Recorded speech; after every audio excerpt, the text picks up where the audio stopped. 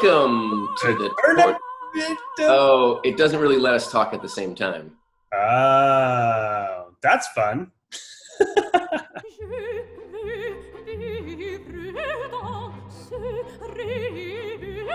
I am Barry. I'm Jason. And we are Barry and Jason Games and Entertainment. We make party games and live game experiences.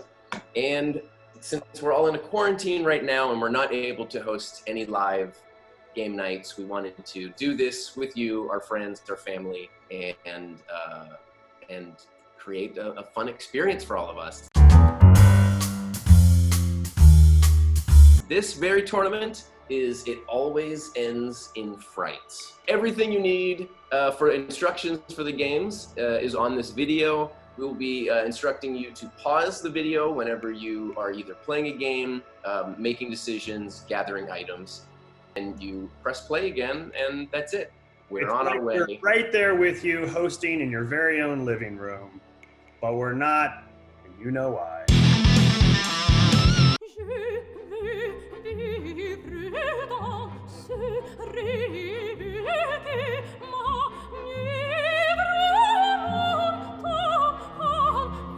But before we go any further, we need you to decide who is going to be the timekeeper of your group and who is going to be the score master of your group.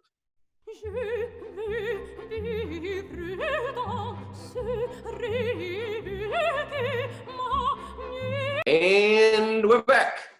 Now that your roles are decided, everyone is going to get 60 seconds to choose your nicknames for this tournament, which the score master will write on this piece of paper. So you are not just Jason or Barry, you may be Thunderdog or Fancy Pants. So timekeeper, it's your first job. 60 seconds, everybody gets to decide what their nicknames are, and begin.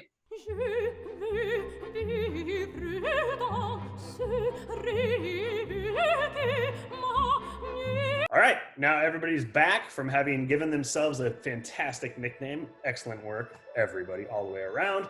We are going to jump into our first game with the magic of flight. And this is a game called High Flyers. This game is all about making paper airplanes. It's a lost art, it's engineering 101, it's STEM approved. You basically are gonna have a college degree by the time you're done with this video. The timekeeper's gonna put 3 minutes on the clock. Everybody's going to fold their individual plane. Watch what Barry does. You don't have to make it like him. You can make it however you wanna make it. Don't ball it into a crumpled ball of paper. No paper clips, no additives, no preservatives, just good old folds on plain old paper. And then we're gonna play two different versions of this game. So the first game we're gonna play is for distance, where you establish a launch line somewhere in your place of residence or outside. Everybody stand behind the launch line, throw your plane. Whoever gets their plane the furthest wins 1 point. And then everybody's gonna go retrieve their planes. You can write your name on your plane if you want, by the way. Go get your plane, come back behind the launch line, and this time you're gonna set up an item somewhere in your vicinity, and you're gonna play for accuracy. So even if you don't make a plane that launches the furthest, you can still make one that is the most accurate. So let's put 3 minutes on the clock and start folding.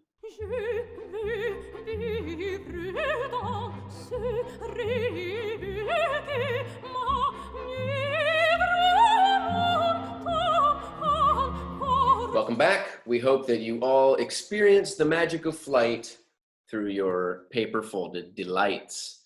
For this game, we are going to recycle those planes for a game we like to call Creepy Peepers.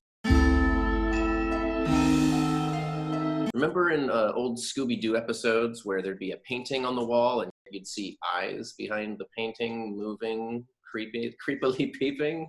That's what's happening inside my body at all times. So you're going to take your plane, you're going to unfold it, you're going to take a marker, color of your choice, and you are going to make a mask out of your piece of paper. This is your creepy peeper. You will get 3 minutes to do this. The only requirement of what needs to be on your mask is that it needs to have eye holes. It can be creepy, weird, funny, beautiful, whatever you want. But Jason, let's show us what a finished one could perhaps look like. I just did this with the airplane I just made for High Flyers. Wow.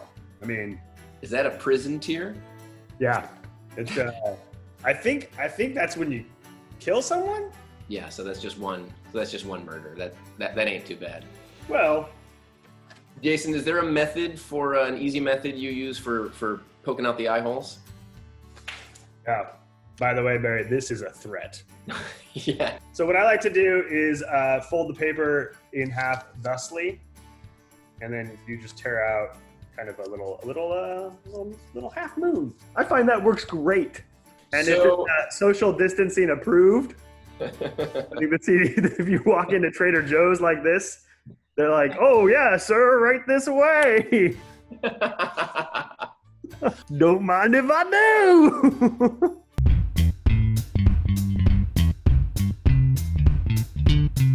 This is a tricky one. We're gonna actually need some outside help.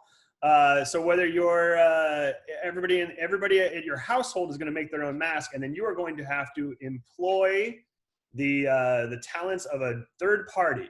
So whether that's through a quick FaceTime call, a text message of the images, or a video of everybody that you can send along, however you want to do it, you got to get someone who's going to vote for their favorite creepy peeper. In this case, I would be the winner because I'm done. Not so fast.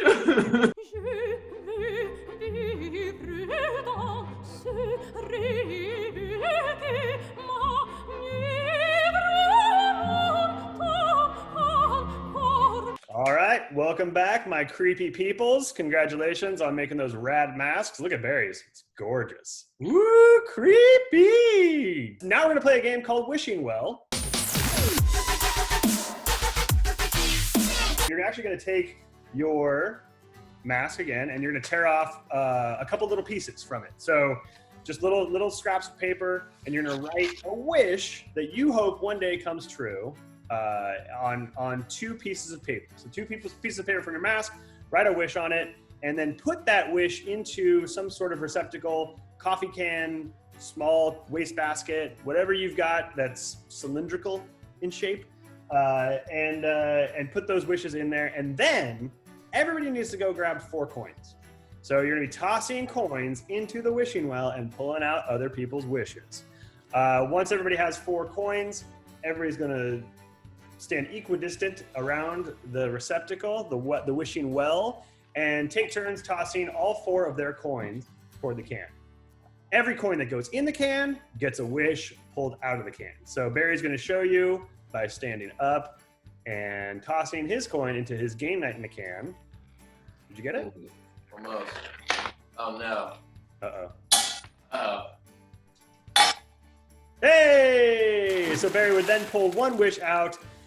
He's gonna read that wish at the end of his turn, and whoever's wish that was gets to go do a bonus. So they grab another one of their coins. So if they've already thrown 4, they would get a 5th toss, basically. And then those bonus rounds just basically keep going until there's a round where no more new wishes are pulled from the can. So no coins make it in, and then whoever has accumulated at that point the most number of wishes is the winner. They get a point. If it's a tie, you each get a point. So it's the end of the round, and let's say I have 2 wishes. Jason, you got 1 in the can, so you've got 1 wish. And now I read them. Money and wish. So whose wishes were these? I wished for more wishes, so but just 1 more. I just wanted 1 more wish. So if this was Jason's, this means you now get a bonus pull. Money was mine, so I get a bonus pull. And bonus round, each get 1 coin toss. Yeah. Sorry, not a pull. Yes, a toss. Thank you, Jason. Got it. Pulling and tossing are very different things. But both happen on a Friday night.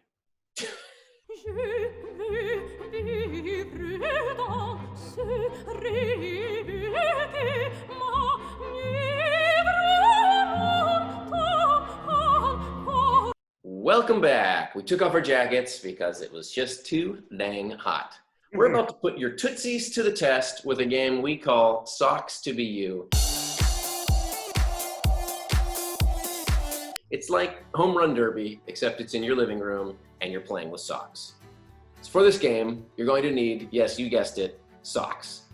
you put them together, you roll them into a ball. This is what you're using for this game. Beautiful. So just like Home Run Derby, you're going to have a pitcher and a kicker, so somewhat like Home Run Derby. So decide where the pitcher will stand, decide where the kicker stands, and every kicker gets 4 tosses from the pitcher, nice, easy underhand tosses. If it's a bad toss, the kicker can ask for a new one. Now, if you whiff, if you try and kick it and miss, that counts as one of your 4. If you get it past the pitcher, so right there, Jason would have scored a point. He got it past the pitcher.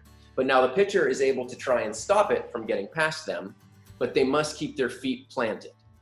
That's the trick for them. So they keep your feet planted. If you move your feet, the kicker gets a point. Now, if the pitcher actually catches the sock, then the pitcher gets a point. Everyone is going to take turns being pitcher once and kicker once.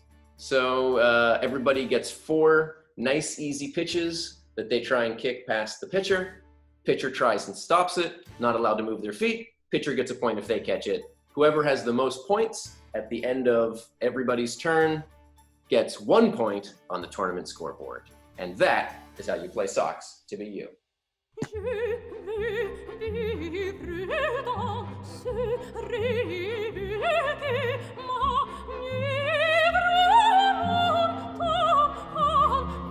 Welcome back, champions. We are heading into the final game of this first tournament of games, and it is a terrifying one.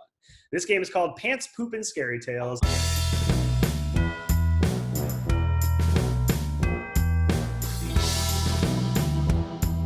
It's one of our favorite games that we threw into Game Night in a Can.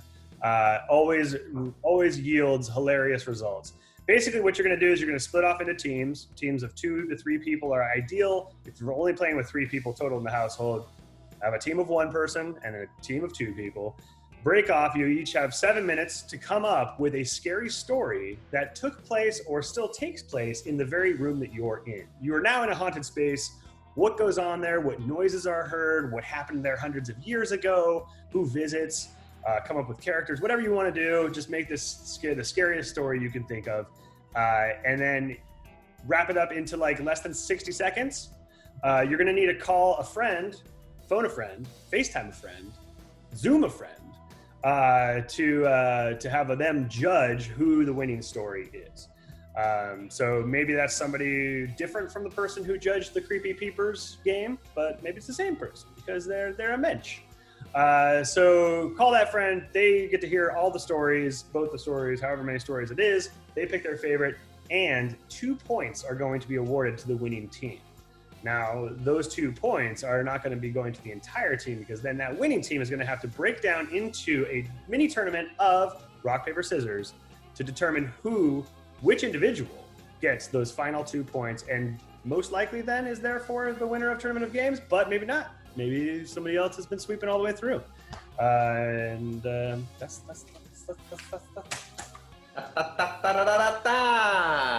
That's the Tournament of Games. Good luck to you all. Begin creating those scary stories now.